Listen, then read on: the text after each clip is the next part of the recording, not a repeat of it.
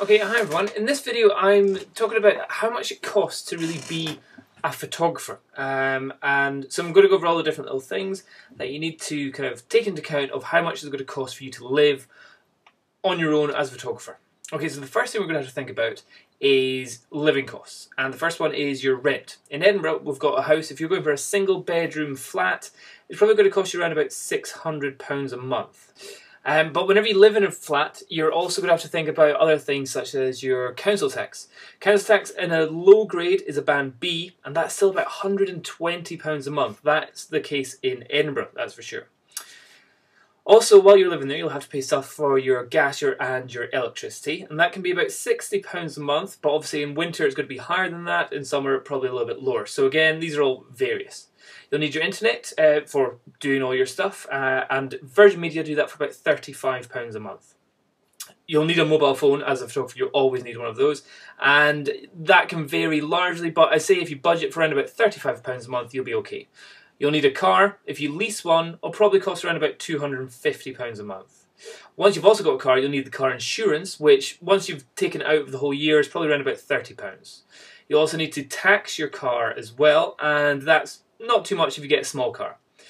Parking costs can cost up to about £90 a month, and also if you are looking at anything else like your petrol costs are also going to come in, and that can be, well, petrol now for a tank of fuel is costing me about £60 every fortnight. So budget maybe 120 for your petrol. You'll also be needing insurance, not just for your car, but also for your photography. That comes around about £20 a month. And then just for living, food and drink, a month, I would say budget around about £100. So in total, we're going for, £1,470 a month. You've got to remember, this isn't even including any idea of the thoughts of clothing, camera rental, healthcare, dental care, obviously your teeth, new camera equipment, computer hardware, computer software as well, lessons and education, conventions, competitions and magazines. And if I was trying to put a price on each of these, then I'd have to say clothing, £40 a month, camera rental, if you do rent it, that's around about £100 a month. Healthcare, fortunately, that's free in the UK, but if you're in America, obviously you'd have to factor that in because I think that could be quite a bit. Same with dental care. Dental care, unless you're getting a polish and a clean, that's usually about £10 a month, but again, it's generally free in the UK. If you're buying new camera equipment, you might not buy something every year, but maybe every 3 years, so budget maybe £100 a month, so after 3 years you've got a good amount. Computer hardware, if you're getting a big Mac, you might want to update that every 3-4 years, so budget maybe 40 quid. Software, some software you can get for free, but otherwise if you're trying to do it legit, say £10 a month. Lessons and education, if you're doing some of that, then that could be anything, but maybe that's on the lower side, maybe £10 as well.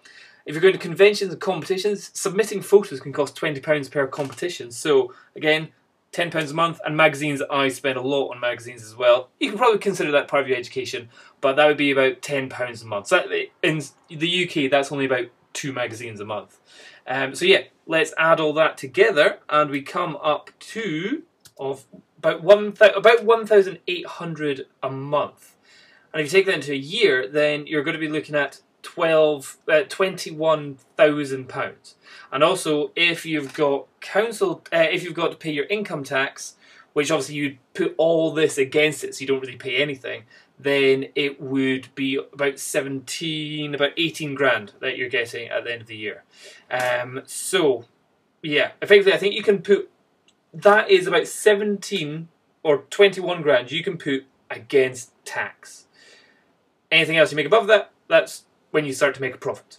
So yeah, so only once you're making over 22 grand a year are you actually starting to make a profit. Bit scary. Hope that helps. Bye bye.